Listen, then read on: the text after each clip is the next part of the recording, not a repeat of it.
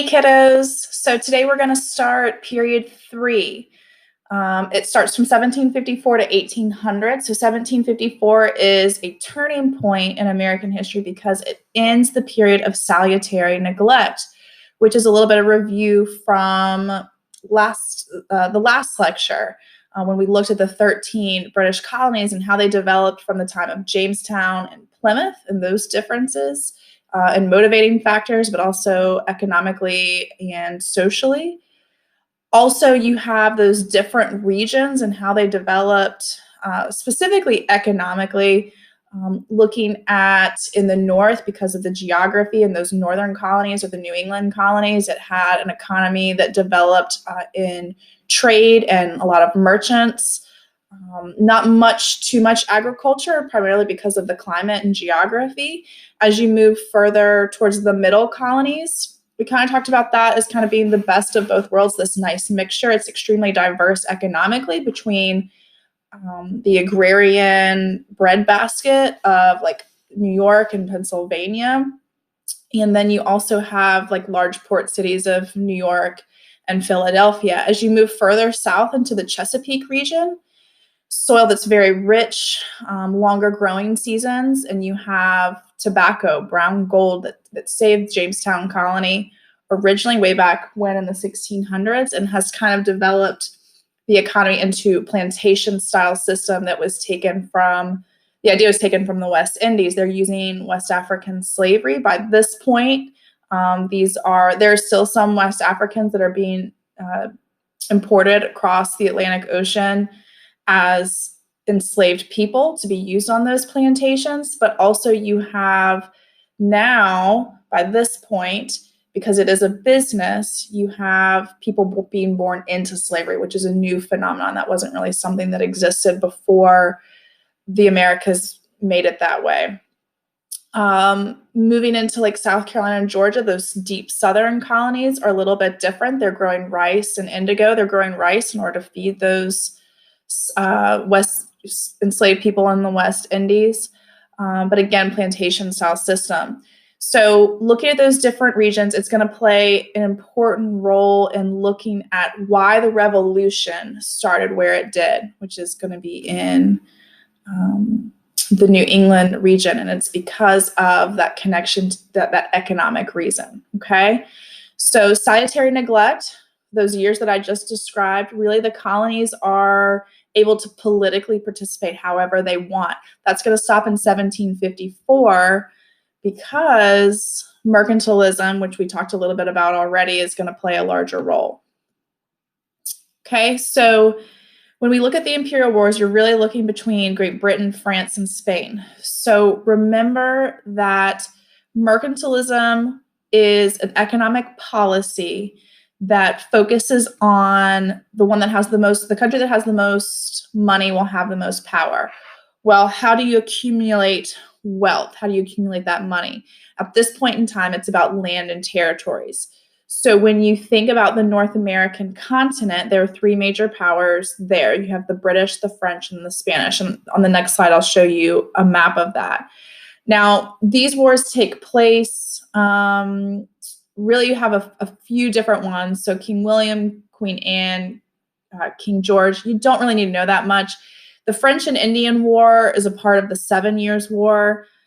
It's going to begin in the colonies. It'll eventually spread into Europe. But most important thing here, I wouldn't worry too much about knowing the difference between, you don't need to know the difference between the King William, Anne, and George. The biggest thing to know is that Britain and France sent soldiers over to the colonies to fight this war. And that's important to know because that presence of British, that change in 1754 is going to create a lot of tension with the colonies. Because remember, they've been on their own. They've experienced the salutary neglect, and this is kind of the beginning of that shift. So that's why it's a turning point. So this is the map that helps make a little bit more sense of it. When you look over here, right, so you have this disputed land. Again, remember that the British are going to want to expand and take this land. If you have more land, you're going to have access to more natural resources. Remember, those natural resources are being exported back to England when they're being used to create products in the factories of England, okay, which means they're going to make more money. They're then sending those goods back and selling them to the colonists, okay? So, and the French are kind of trying to do the same thing. The Spanish are just kind of hanging out, and we'll kind of talk about them a little bit later. But this is really primarily between the British and the French. And the first prime minister you're going to need to know about is William Pitt, and he really wants Canada.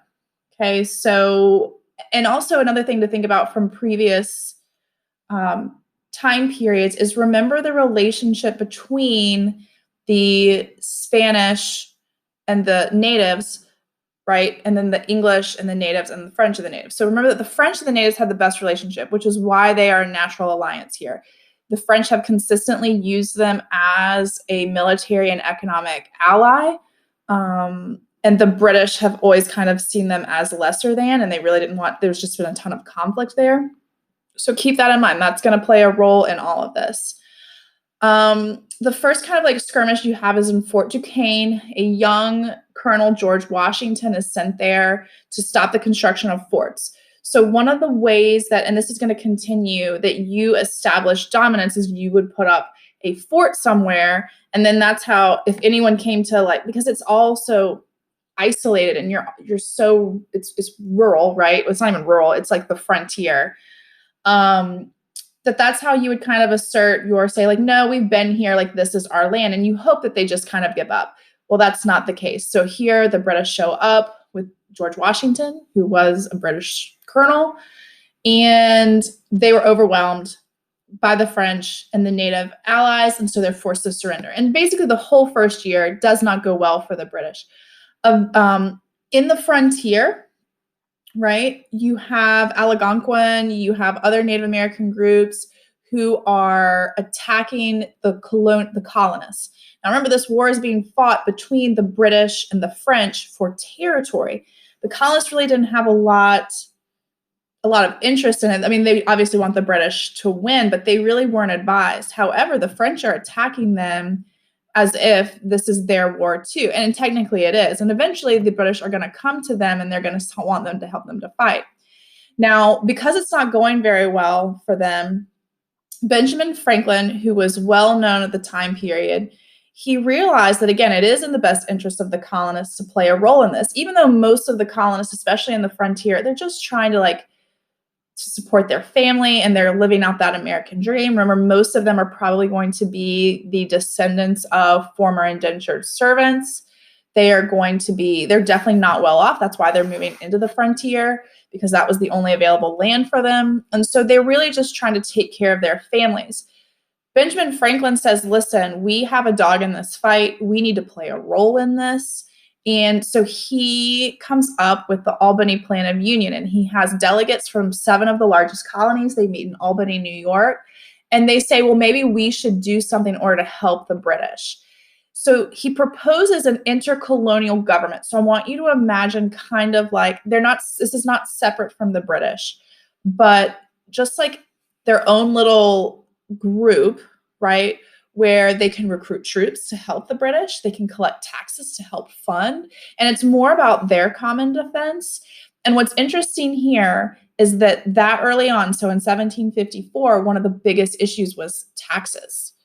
A lot of the colonists were saying, no, I don't want, when they thought of taxes, they wanted taxes to be only appropriated by their elected General Assembly, so the Pennsylvania colony, North Carolina colony, they only trusted that group. They didn't like the idea of a centralized power. And I'm not talking about, again, not anything separate. That was the thing that they argued about the most. They did not want other colonies to play a role in whether or not they were taxed more.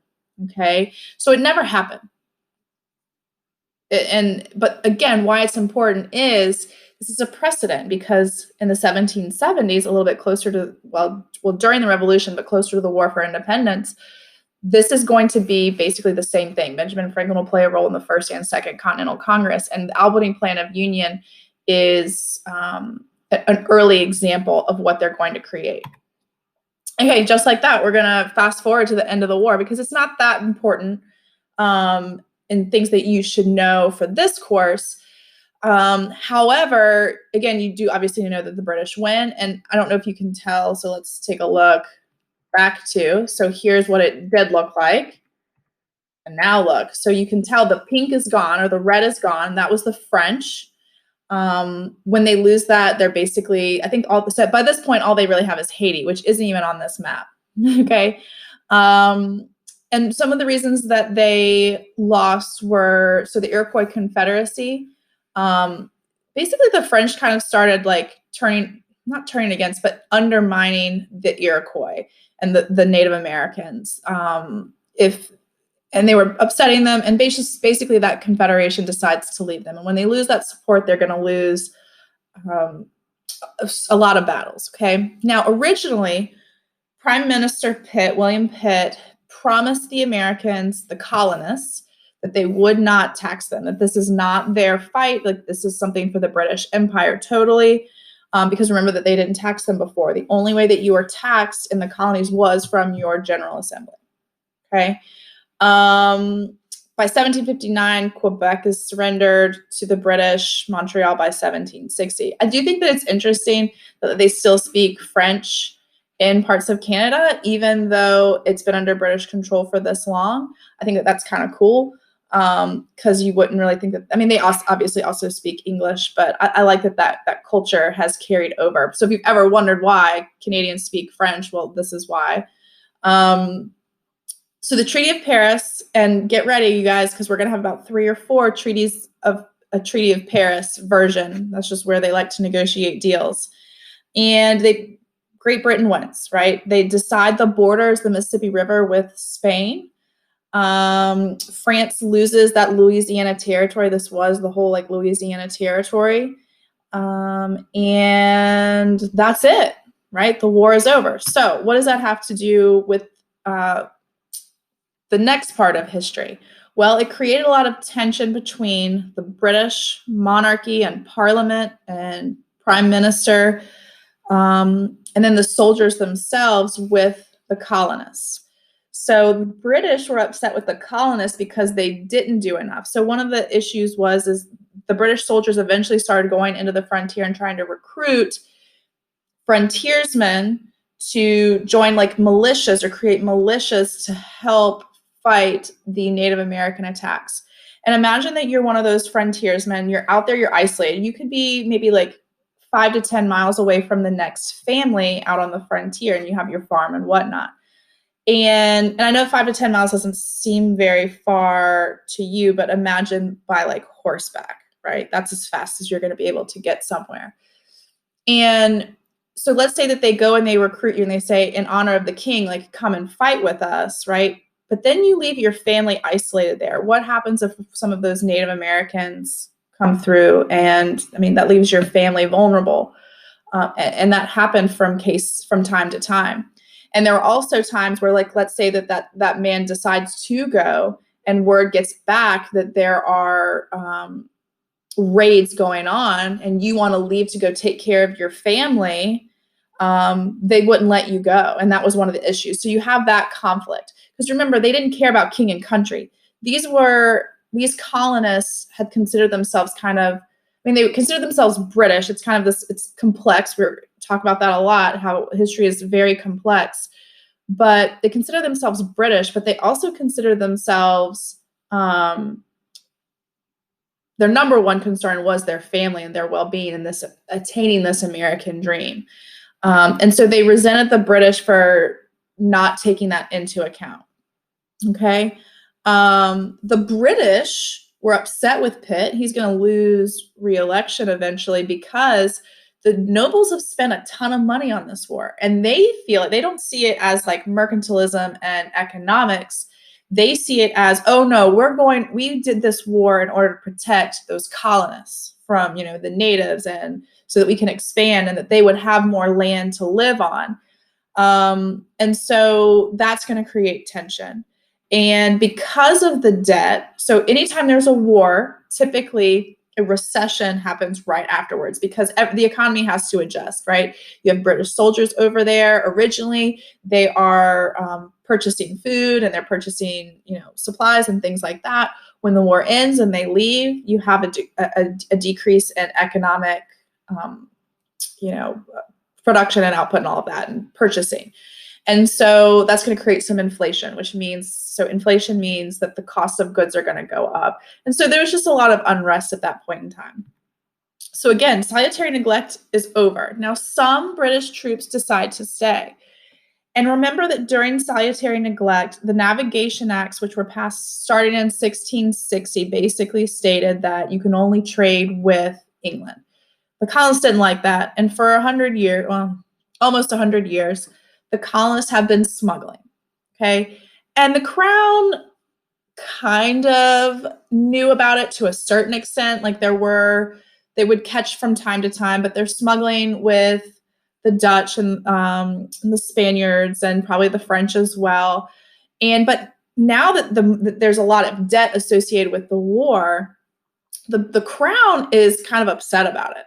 And they're really looking for a way to make sure that they can pay for the war. And the economic advisor to the king basically says, well, here's one way is we can actually enforce the laws that we passed about 100 years ago, because we've had a loss of revenue for years. It's just never been enough to where it's made a difference. Now that we're in debt, it's making a difference. Because again, Britain was making so much money off the colonies, and the colonies were making money off of the British as well by selling those goods. They probably could have made more, obviously, because of price controls, but they're smuggling too. So some people are making money, some people aren't making as much as they could. So that's something to think about, right? Is that economically, the king and parliament are ready to kind of crack down on the Navigation Acts and really start enforcing them for probably the first time in 60 years. Then you have Pontiac's Rebellion. So on the frontier, in 1763, he's angry that more and more whites are encroaching. Now, if you were to put it in order of like who had the best relationship with natives, one would be the French. I'm going to exclude the Spanish completely here. Then it would probably be the British government, and then it would be the colonials. So or the colonists. You can think of like Bacon's Rebellion and that conflict as kind of an example. The colonists are moving further and further west, and the British are trying to prevent another war with them. Because remember, if you want to protect the colonists, and this was Bacon's argument, you need to have redcoats out there protecting them. Well, that's expensive. They've already got a lot of debt from the war. They don't want to have to worry about this. So their solution is to simply draw a line, okay? So the Proclamation of 1763 established the Proclamation line along the Appalachian Mountains. And it basically said, hey, colonists, you can't go any further than this. Anything west of this line, leave it to the native indigenous groups, because we don't feel like having any conflict. Now, there were colonists that already lived beyond that line. And so how do you think that made them feel? When you think of salutary neglect, they've always been able to do what they want to do as long as it's within their colonial laws. And a lot of them say, well, I can't afford land further east. Like, this is what I can afford, or this is what is available to me. And they've also been living, some of them have been living out there for 10, 15 years, and they're saying like, this is their home. And so imagine the redcoats coming to your home and saying, you have to leave. So this is the beginning of really 1763, I would say, is to consider a good turning point for looking towards revolutionary idea, where the colonists are going to ignore or rebel against, in some form or fashion, the British or the crown and these laws, right? So a lot of people they just defied it. They said, well, I'm not going to listen to this, okay? So this is kind of the beginning, I would say, of the revolution, okay? So got a new prime minister in town, George Grenville, and he was basically elected to now start lowering the taxes for the nobles and start putting some taxes on the colonists. And so there are a series of pieces of legislation that are good to know and kind of understand. The Sugar Act being the first one. It's a tax on foreign sugar. It's really the most important part here is actually the enforcement of the navigation acts, okay? We are going to enforce these acts. You may not trade with other groups. And those accused of smuggling, this is the big part of this. So it's interesting, it's called the Sugar Act, but it really has more to do with smuggling, will be tried by a royal judge with no jury. So if you had broken a law in Massachusetts before this, you would be charged and tried in Massachusetts with kind of what we know today with jury, and you wouldn't have like a court-appointed lawyer or anything like that. That comes a little bit later, but at least a jury of your peers. And when I say peers, I mean white men. So, which most of the people that were smuggling, that would be the case. The Quartering Act, right? In order to enforce the smuggling laws, they need more of a presence in the colonies. So those soldiers need somewhere to live. They don't have enough barracks, so they're going to be staying in people's homes. The Stamp Act is the first example of a direct tax. So other taxes are indirect, meaning like when you purchase something. So when we think of even today, like there's been a lot of talk of like tariffs. So a tariff is a tax on a foreign good. And like today, they want to increase taxes on foreign goods so that Americans will buy American goods. But keep in mind that when you still buy that foreign good, when you buy that metal from China, you're not like, the company isn't paying for that. The consumer does, because they're going to offset that cost on you. That's an indirect tax, okay? A direct tax is like when you go and buy gas, right? You pay for the gas price, but you also have in account, like it kind of accounts for the taxes on that.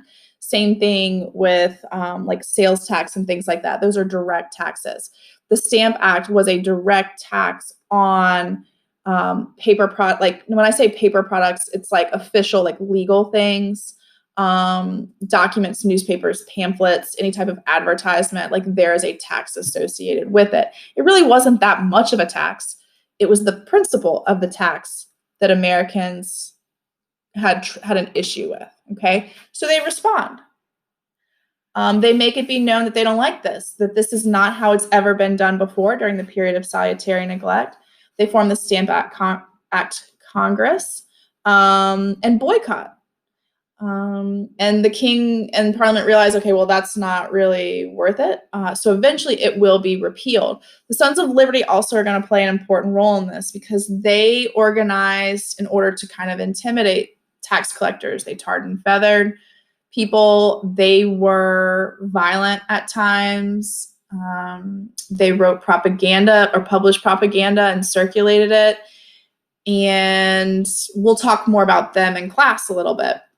So it was successful. They're like, this isn't worth it. And Parliament repealed the Stamp Act. But they also issued the Declaratory Act. I would make sure you know the Declaratory Act, where it basically says, all right, I see you guys. We got it. We're going to pass a new law that says we do have the right to impose taxes because there was a precedent, right? With salutary neglect, there was a precedent that we're not going to issue taxes to you guys, that you guys will do that on your own. So we're going to make it clear right now. We're going to declare this, that we have the right, you are ours. We have the right to tax you and make laws no matter what. So yeah, you might have won on the Stamp Act for now, but get ready because more are coming, okay? So more taxes are passed. You have the Townsend Acts. This is a series of different taxes on tea, glass, paper. There were a lot here. This is when you start hearing that phrase, no taxation without representation. It's going to be after this piece of legislation because it starts to kind of become more and more and more. There's also the writ of assistance, which it's going to play a larger role too when we get to the Bill of Rights. The colonists, so because they're smuggling, it basically allows for like search warrants. So you would get a search warrant before, and this is kind of how today, like if a judge is going to issue a search warrant, one, there has to be credible cause, right? You see on the TV shows where like judges are being woken up in the middle of the night, like with evidence, and they decide whether or not to issue a search warrant. But there would need to be evidence. They would issue a search warrant, but it's like, it has to be super specific. Like it has to be someone's home or someone's place of work or whatever. And sometimes they can be like larger than that. But this search warrant, it's like, or for the writ of assistance, it would be just general. Okay. It doesn't have to be specifically mentioned, which basically means that they could go on a ship, and if it's not on that ship, like, well, I bet we'll find it somewhere else. It never ends. That warrant is going to allow them to continue to search in every single possibility. It's like they're looking for something. I mean, they are looking for something, but they're going to try and find it, and they're legally going to do whatever they can to make sure that they find it in one way or another. And so John Dickinson, who is actually going to author the Articles of Confederation a little bit later, he writes to Parliament, and he starts to talk about that this is not the way that it's done, that there's no representation in Parliament for you to issue these taxes, and it goes against our rights. He was a Quaker. He played a really important role, and I say important because he really battled with like the Declaration of Independence, because he was a Quaker. He was a pacifist. He didn't believe in war, but yet he was kind of torn because he obviously had expressed his distaste with Parliament's actions and his rights. And we'll talk a little bit more about the Loyalist Patriot conflict in the next lecture. Okay. So eventually, again, the boycotts are going to continue. More propaganda is going to occur. James Otis and Samuel Adams. So Samuel Adams is a really important specific piece of specific factual information. So a piece of SFI that you can use as a radical founder of the Sons of Liberty. And they're going to start to petition. They want to petition Parliament. And when they start to do this, so that's what the Massachusetts Circular Letter. So in response, Parliament instead, and a lot of historians say, like, they made it worse than they escalated it more than what it could be. If they had just listened to the colonists, maybe if they had just given them a delegate or two in Parliament, everything probably would have been pretty smooth and they could have kept the North American continent. But instead, they kind of cracked down on Massachusetts in particular. And again, remember that all of this is happening in Massachusetts. The Carolinas and Pennsylvania a little bit because of Philadelphia, New York, a little bit. There's more of a loyalist following in New York. But it's really affecting New England because the only source, the majority source of economic growth relies in trade. And so they were smuggling before, now they're cracking down on that. Their economy depends on people purchasing goods. Well, now there's an added tax, so maybe that people decide not to purchase. So it kind of stifles economic growth. That's one of the economic theories, is why you would want to keep taxes low, is that it stifles economic growth. Eventually, Townshend Act is going to be repealed because, it was doing more damage on trade than it was actually helping in bringing in revenue. They did tax tea, and again said, like, we have a right to do all of this. So now one of the more famous events, and one that you've probably heard of before, was the Boston Massacre. And we will talk more about this in class and kind of use it as an example in looking at historical thinking skills or possibly writing. However, I want to give you the facts right here. So the Bostonians are upset about lots of different things, in particular, the increase of quartering of troops within their homes and businesses. And so in this particular event, there were a group of colonists that were harassing troops at a local customs house.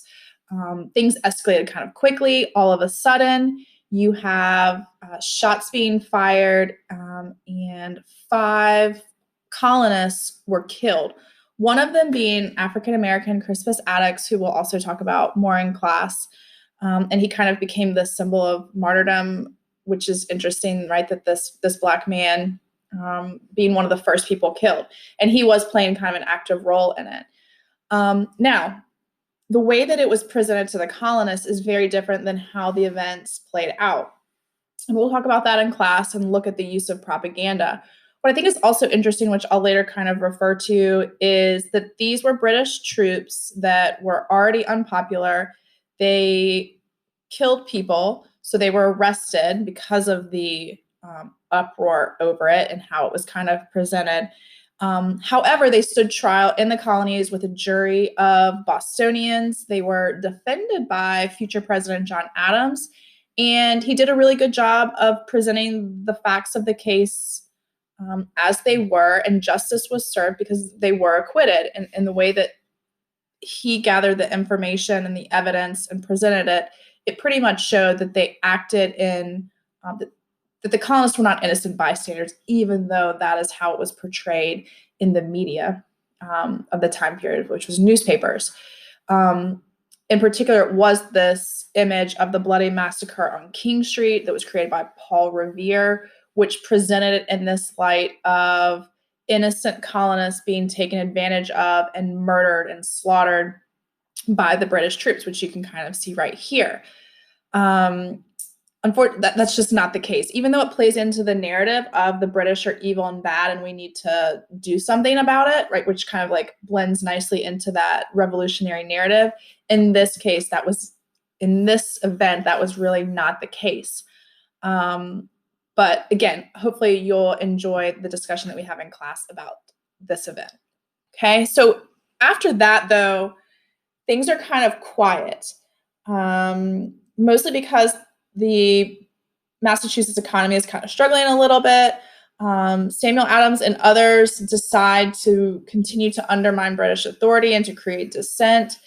They create committees of correspondence between other colonies and other like towns connecting Boston, and basically keep an eye on these different ships, these British ships that are attacking merchant ships that have been accused of smuggling.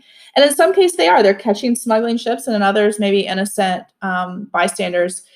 But regardless, the Gaspee was a ship that was burned by a group of colonists that did disguise themselves as Indians. That might sound familiar because it is. It's going to happen a little bit later. So the colonists are continuing to boycott tea.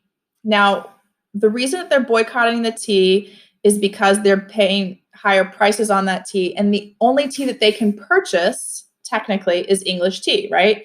So that's one of the benefits of mercantilism in the Navigation Acts, is that the British control the price, okay? So basically the Bostonians say and the New Englanders say, we're not going to drink any tea, okay? We would rather drink no tea than drink British tea. Now they're still trying to get some smuggled tea in, and it's kind of hit or miss. But most are not drinking any tea in opposition. So this always confuses kids. They always mess this up. The Tea Act lowered the price of British tea, so much so that it would be cheaper than any of the smuggled tea. That was the idea behind it. Okay, it did not raise taxes on tea again. It did not raise the price, but because the British East India Company was struggling so much, they decided to lower it enough, because basically their thought was selling at a lower price. Think of it like a sale, right? Selling at a lower price, you're going to make more money than you would if it's at a higher price when no one decides to buy it. So the colonists didn't like it because it was like dangling something in front of them. And it was the principle of it. That's what they had an issue with, is like, how dare you? You think that because you're going to lower the tea that we're just going to crack, and that's what this is about? This isn't about the price of tea. It's the principle of the fact that you are taxing us with no representation. You are controlling prices. You have a monopoly on our economy. You are stifling us. Let us participate freely, kind of like a free market. And that's one of the reasons that we kind of went in that free market capitalism style economy. And so in response to that, colonists continue to boycott because they don't want to buy the British tea, because then England wins and they can't have that. And so tea is showing up in the harbor in Boston, and it's sitting there because there are no buyers. The merchants aren't buying it, because why would a merchant buy it if they know that the citizens aren't going to buy it? And it's sitting there. And so members of the Sons of Liberty dressed as Native Americans, as Mohawk Indians, and went onto those ships and dumped about 342 chests of tea, the equivalent of millions of dollars, that was destroyed. And it's in Boston Harbor, and they called it the Boston Tea Party. Now, a couple things. One, why did they dress as Mohawk Indians? It was not, well, one, they wanted a disguise. What's interesting is a lot of the images from this time period, so like this painting, for example, it has them with their feathers or headdresses sometimes you'll see, and that's not the case. They were dressed in typical Indian, what do they call it? It's like an Indian disguise is what I've read before, is just like a blanket, like a wool blanket, and then they just like put like coal ash, like not coal ash, but like from soot, right, ash on their face, or they darkened it, or they rubbed it with grease, or whatever it might be, to darken their skin, and maybe tomahawks or things like that. But it wasn't like they're wearing like skins and headdresses or anything like that, which is interesting that art portrays it that way. But why would they dress that way? It was actually symbolic. It wasn't in a way to, it's such a contradiction. It wasn't a way to like blame the Indians so that the British would attack Indians. A lot of people think that. It was more about kind of identifying themselves more as Indians, or not as more as Indians, more as American than as British at this point. It was symbolic to a certain extent. Again, they still saw Mohawks and indigenous peoples as inferior, but it was kind of like a slap in the face. Like, we see ourselves more as Americans than we do British at this point. So that's interesting to kind of something to know about. The most important thing you need to know about this event is it's not like everybody was in favor of it. Bostonians were mixed. The majority of them said, like, this is taking it too far. You're destroying property. That's not right. It's one thing to boycott and protest peacefully, but we are not for destroying property. That phrase might seem kind of familiar with current events, is that when you think about the Sons of Liberty as this group, this organization, one, you do have rogue people that kind of take things into their own hands and might not represent this group and their organization, but also that there are radicals within that group. But then there are people that might say, no, I support the Sons of Liberty in that they are trying to draw attention and they're trying to organize us as Americans with the boycotts and peaceful protests and things like that. But this event where there's destruction and violence, especially also with the tarring and feathering, that takes it too far. So they can be for, so a lot of colonists felt like they disagreed with the British actions and the taxes and like the Tea Act, but they did not go as far as saying, I'm sorry, Sons of Liberty, but the way that you're behaving is taking it too far. That's too radical. So keep in mind that it's not that everyone was a patriot and everyone was for these revolutionary acts. There's a wide range of where you could be on this spectrum of how do we express our disapproval of what's going on, or our dissent. And I think that's kind of important to understand, because I think a lot of people think that everyone was for revolution and everyone was a patriot, and that's just not the case. And that's important also today to kind of realize, like, you have to have a mind of your own and you have to be able to look at the facts, and you can kind of pick and choose what you're going to support and what you're not going to support. Okay. So the last thing that we're going to talk about today is are the coercive acts. You can interchangeably use the coercive acts with the intolerable acts. I will let you do that. That pretty much works. Basically, the colonists called them the intolerable acts because they were so strict and so outlandish. Like, we can't tolerate this. Enough is enough. And it's also important because, again, all of what I've talked about today is happening really in New England. Like, obviously, the smuggling and things like that, they're cracking down on that in other parts of the colonies. but the reaction, like the response, is not as consistent. It's really, the revolution starts in New England, which is, you know, why they are, like, if you think about today, like the New England Patriots, like the football team, like it starts, that is their history, that is their heritage, that's where it starts. And again, that's because of economic reasons. So in response to what people are doing in Boston, whether it's the boycotts, the Sons of Liberty, attacking officials with tar and feathering, the Tea Party, the reaction to the Boston Massacre, they closed the port of Boston. So now you can't do business at all. Okay. No business until you pay for the tea. And that, the amount of tea, like the cost of that was extremely high. Then what they do, so that's one thing. So now they're attacking their economy again. Okay, their way of making a living. And back then there were no such thing as like government bailouts when the government's closing you down as a punishment. Okay. Then what they do is they disassemble their legislature. They said, well, you don't have any representation anymore. We're in charge. Talk about ending salutary neglect. And that was a big red flag. And a lot of these are going to be red flags for other colonies as well. They basically say if a British soldier is accused of a crime in the colonies, then they will not stand trial in the colonies, like the men in with the Boston Massacre. Remember, so they stood trial in the colonies, and they were also acquitted with Boston jury. So that to me is a little contradictory. There's justice, because now, granted, that was 4 years earlier, but still, okay?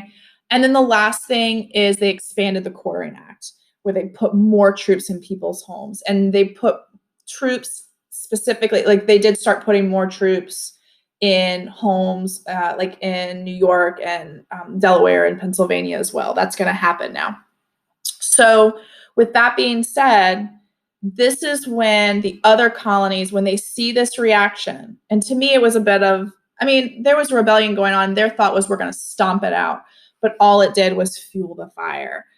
Because what it ended up doing is the other major colonies, so New York and Philadelphia, even Virginia to a certain extent, they started saying, well, if it can happen in Massachusetts, maybe we're next. And so from there, they're going to start kind of sending delegates to kind of talk about how they need to respond as a whole to the king. And that's going to start with the First Continental Congress. And that's where we're going to start our next lecture for next time. Okay, well, I hope you learned something. And I will pick back up with the American Revolutionary War. And I'll see you then.